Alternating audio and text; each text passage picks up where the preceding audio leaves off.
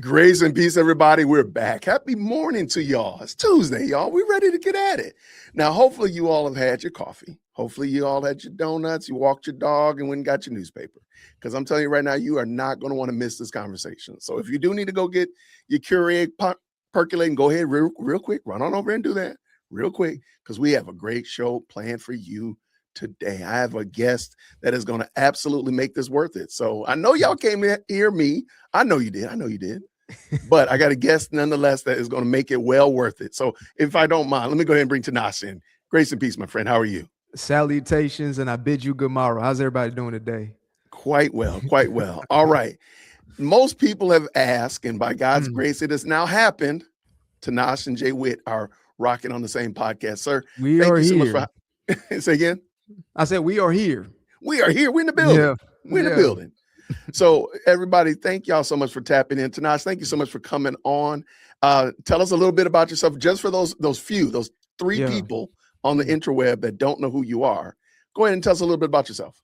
Let me see what's the best way I can wrap this up real quick. I was born by the river. Let's see. According to some, I am a sellout, Uncle Tom. Oh no. Agent of white supremacy. Oh my God. Zionist shield, 7K club. What else we got on there? BB's personal pet. That's been a wow. And what we got? Oh yeah. Also, child of God. That one is the only one I can say is accurate all the time. So all the time accurate. I love it. That's right. So let me ask you this. What did you spend your 7,000 shekels on? What you mean the next one? Because I just yeah, that's right. You already got got as I said that, I was actually getting another deposit. So I'm looking to the future. You see, that's right, how we move. Okay. I'm thinking to myself, maybe new little yarmulke piece, maybe a little custom. Wow. Nice little something. Right, exactly. When I wow, you wilding out. Yeah. We're gonna hop into that. Big. So yes. Or go nowhere else. Shalom. So yeah. What else I got going on? I also got imaginary mansions and all sorts of things that are transpiring out of my imaginary money. So yeah, that's gonna work out for me. As soon as our checks hit, I promise y'all we're gonna start spending it. As soon as they hit. Now the only problem is as soon as they hit. That's the problem that I think most of us are having. Because the hit part. The hit part, like the hit. Right. I don't know. So I think what should happen is the people who are claiming that we're getting the 7,000 shekels, how about they hit us up with the 7,000 and then we'll hit them back when we get our actual. There you go. Why don't you go ahead? Right. Yeah. See, why don't you go ahead and hit me up with that 7,000? And as soon as I get that check, I promise you, it's gonna make its way back. Right. Absolutely. Absolutely. And that one's as likely to make its way into your account as the one that we're supposed to be getting anyway. So that part. Well, there we go. And now we're here. Besides, when people are not insulting you and trying to drag you down into all this other foolishness and malarkey, what are you up to? What do you do? So I do my best to do one thing, which is to search for the truth. Okay. Right. Lovely. And that began for me as something I believe was social, political, maybe economic, right? Debunking some of this communist ideology, making its way into the mainstream and meeting it with a little bit of capitalism and free market. Speaking on things such as, are we founded on a racist foundation, or maybe just maybe we have a history like many other nations and we actually figured it out, unlike many others. And so we indeed live in the greatest country in the world. And I'm saying that as a legal immigrant who became naturalized. So that part. Where are you from, by the way? Zimbabwe. Nice. Okay. Yeah. Okay. Out of all places. Yeah. From coast to coast. So, my journey started as simply, I want to know the truth and I'm sick and tired of being lied to. And I found myself in the new age and I thought there was truth there. Okay. And, false light, right? Almost looks like the real thing. And so I didn't know that the entire time God was leading me to the big T truth. Absolutely. The ultimate. So that's really been my journey. And so everything is geared towards that, right? Debunking the lies, speaking towards those things that are used for deception and trying to lead folks back to that big T truth. Like my big brother, JWhit. That's what Oh, we do over here. Yes, sir. well, man, I'm glad to have you, man. Thank you so much. I did not know that you were an immigrant. Shout out. That's right. Yeah. Oh, Okay. so I'm a tether baby. That's what they call me. That's A another one. I missed that one. Yeah. A tether baby. So let me ask, okay, now this was not necessarily on our plan to talk today. Mm-hmm. As you look at what's happening in the United States right now, as it relates to, well, how long have you been a naturalized citizen of the U.S.? I moved when I was 10, right? And we're actually in South Africa at the time, and I'm now 30. So I've Okay. lived most of my life in the States. That's really all I know. Okay. Yeah. Got you. Okay. So you've been here 20 years as a naturalized citizen. Got Yeah. you. When you see what we were doing here in the United States with those who are here illegally, illegal Yeah. immigrants, Mm-hmm. and you hear the argumentation. I'm sure you've heard all of the arguments about why they should stay, why they should leave, why they should be allowed a fast track, and so on and so forth. I don't know how long it took your parents when they came over here to become naturalized citizens. Do you remember offhand how long it took? It took us 10 years. It was a process. Yes. Yeah. Yep. Okay. That whole entire Now- part. Yep. I got my paperwork sitting right here. I keep it close. Just in anybody case, wanna right? say something. Yeah. Wow. Okay. Yeah. So, okay, let me ask you a question. In your assessment, do you think 10 years is reasonable, or do you think we should find some way to make it a little bit faster or get rid of this lines? Like, what are you thinking? So, genuinely speaking, I believe that 10 years is okay. I wasn't spending 10 years with no sort of rights. Yeah. Right? Yeah, for sure. We're on a green card process. So essentially it's beyond any other visa that was available. It is really the actual fast track to becoming a citizen. Okay. And so I believe, and this is just me, that you need to vet your people thoroughly. Facts. You need to know who you're dealing with, right? Mhm. And so, again, what is fully out of the question is you just get to go and hop over a border, swim a lake, swim a sea, make your way over a Pacific. All of that is out the question. Absolutely not, right? Gotcha. 10 years for us is all we knew. And so it seemed like a fair process. Now, if Okay. you're able to do the same thing in 5 years, taking people through the ringer and making sure that they are equipped and they are not just willing, but also able. Because some folks, they got too much of whatever they came from still on them, if that makes sense. Okay. I like that. Yeah. Like you've got some cultures, like we're Zimbabwean. So most folks are already believers in Christ. So we already have this Judeo-Christian foundation predominantly, right? We have a mostly centered around education. At least there was a massive push to education for the last 50, 60 years. God knows what's happened in the last 10 to 15. But what my folks grew up in, that was without a question the most, as a matter of fact, Jay, it was so valued that at least 3 out of 4 of my grandmamas, because they're all grandma, were teachers.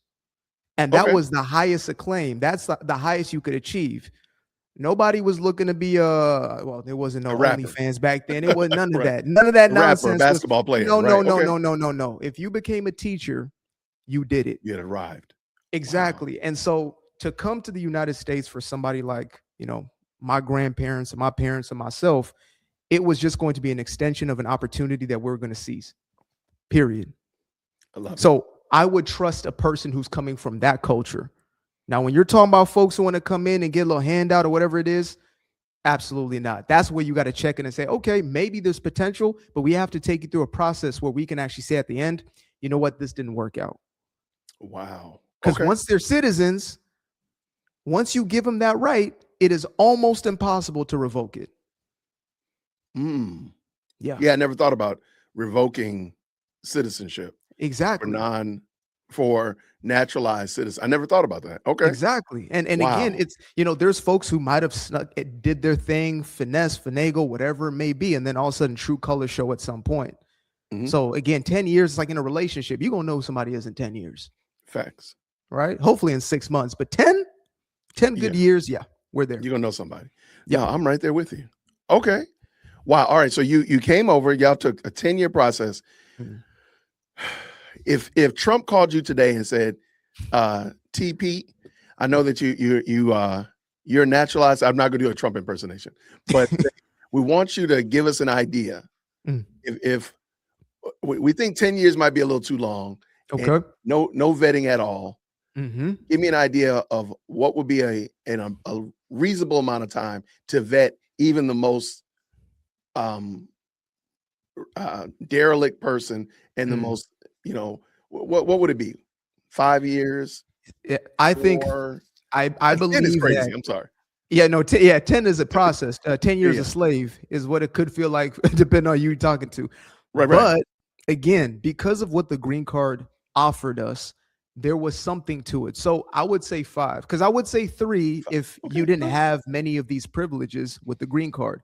They still vetted to some, aspect. They called it a lottery, but I mean, come on, Yeah. they had to do some sort of due diligence to let you in there to even get on that process. So I would say 5 years would be the maximum to where you go through the rigor. If you were able to create a system where it was simply those coming from Western adjacent nations, I would say then you have 3 years. Okay. Yeah. I like Western adjacent. I like Yeah. that. I like that. I like how you did that one. Yeah. Okay. This was not where I wanted to go with this conversation when we started And this is talking. where we at. Yep. I'm glad. You know what? I'm kind of glad I didn't know this beforehand, because we got some video to go through, and we'll come through that. Absolutely. But okay, and I'm gonna try to get on to that on ramp, because I know the video is gonna be a good one. Oh yeah. You went to college here, or went to school here, I would assume. Did not go to. I dropped out of 3 JCs. That's Okay. what I did. Okay. Yeah. Really? Okay. Yeah. I'm a 3-time dropout. I like it. There's some people probably should have dropped out. I got you. Yes. Yeah. Yes. There was plenty of us. Yeah. I knew him by name. Yeah.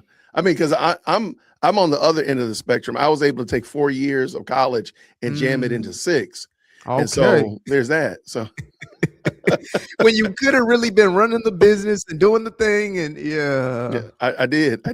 I mean, I taught for 15 years and retired from teaching, and now I'm talking to you. So and we got when you make it on your way to my channel, we'll make sure that we get through and unpack that story, because we need the ed conversation for sure, if we don't get into it today. Oh no, wait, I mean, okay, well, you know what? Yeah. Because we got 87 people watching right now. Okay. And we'll just go ahead and book it already and say, hey, I'll come over to your house, bringing my Tupperware. and I'll tell y'all that story about that when we go over to Tanashe's place.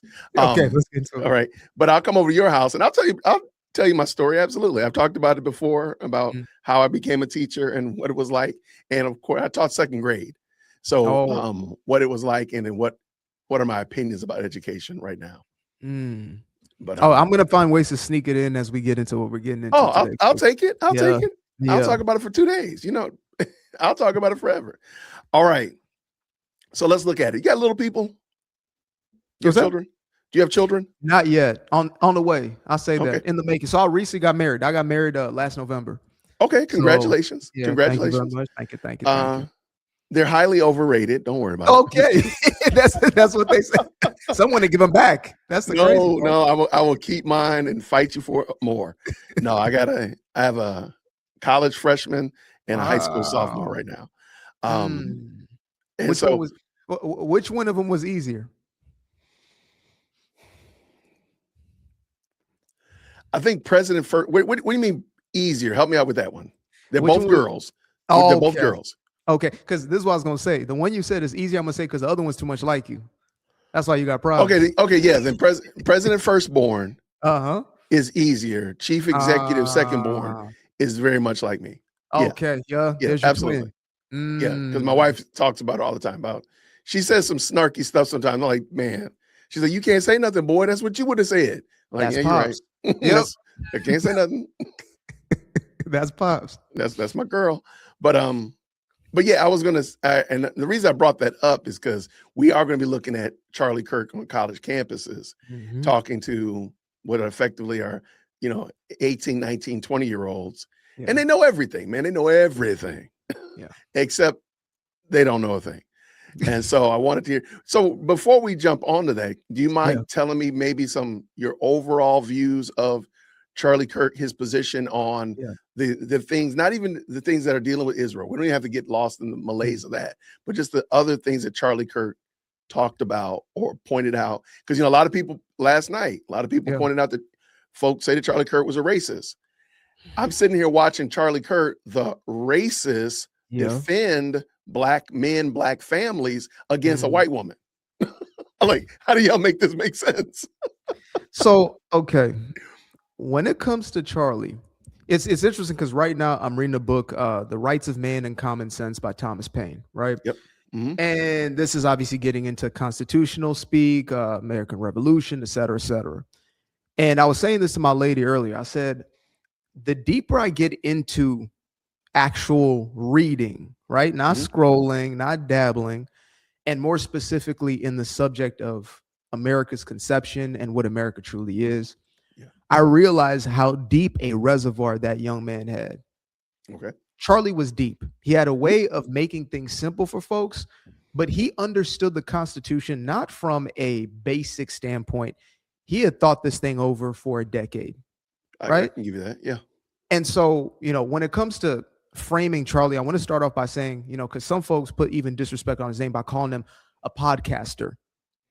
Like that's what he is by title. It's like yourself. You're an educator and you use this platform not to educate in a different way. That's what you are. Right. It's like they'll throw rapper on you instead of artist, right? Correct. So when we got somebody like Charlie, he was as deep as any professor. Facts. As much as he veered off and took his own path outside of the college system, he was well equipped.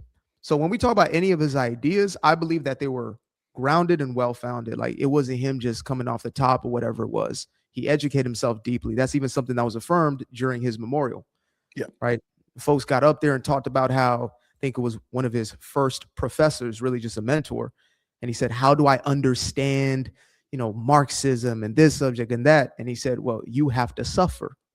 You have to study. You have to go deep. And Charlie leaves and the professor thinks, oh, this kid's not coming back. He comes back to him. He said maybe a month later and bruh's got a little certificate. He says, okay, what's next? What do I need to know next? Right. And he said he did this over 15 times plus throughout the time that they had together. Nice. So, again, I want to frame it in that way because like you said, you want to take this moment to revere who Charlie was as opposed to focusing on, the demonic attacks that are taking place around the legacy that he built and what God called him to. Absolutely. So, that's the Charlie I know. And also one of the hardest working young men because he was still, he was a younger millennial, almost Gen Z. He was 31 years old when he got assassinated. So he's a young man and he built an organization, of course, with brilliant people, and God at the foundation. But that's work. Yeah. Jay, that just to build a channel, everything is work. And so to build an organization like that. So again, I want to sort of ground it in that. Now, as far as his views and, this whole racist nonsense, I think one of the first videos I used as a sort of rebuttal when he was first, I did not see this coming, mind you. I didn't see the angle of he's a white supremacist, racist, fascist, not Charlie. Because I spent my time around the block. I knew who our suspect characters were and who could really be labeled a racist. Charlie was the furthest thing from them. I'm going to tell you why. I'm going to tell you why I knew he was going to be a racist. We as the highly melanated Black people, we don't like being told the obvious truth. Yeah. You have a black hoodie on. Okay. But and we for sure don't want somebody who's less melanated than us telling us the truth. So I can tell you, hey, Peters, you have a black hoodie on. But God have mercy on our soul if little Sally or little Johnny come and tell you that you got a white hoodie, a black hoodie on. Then all Hades is gonna break loose because again, you're an istaphobe, whatever they call it. Yeah, all these other things. So I knew it was coming because Charlie Kirk was, and again, he says some things that make me bristle a little bit, like I don't know, but I'm willing to be gracious to people. This is one of the problems that a lot of people don't have is that they can't be charitable to somebody and say, hey, maybe what he's saying. Let me synthesize what he's saying. Let me break it down. Okay. I don't like the way he said that. The way he said, boy, that made my eye twitch. But did he say something that was true? See, most people, when they're in Christ and they themselves realize that at one point I was God's enemy. At one point, I was in bad shape. I was down bad, as the kids would say. Yeah. And God, because of just his unmerited grace and favor toward me, took me from being his enemy to now being his friend. That's right. And I didn't do anything. I didn't earn it. So let's get, this is one of them situations where you don't want meritocracy. Yeah. I want full unabridged privilege. I want unfairness. I want as much unfairness as possible, Jesus. Please. That's right. Give me all the unfairness you can give me. Give me all of Jesus, please. So we went from being his enemies, owing him a debt that could never be paid. That's right. To the debt is paid. And now no longer is the debt, not only is the debt not owed anymore, but now we receive the benefits and privileges as if we were born in his kingdom from day one. Like we never did. Like it never happened. Like it never happened.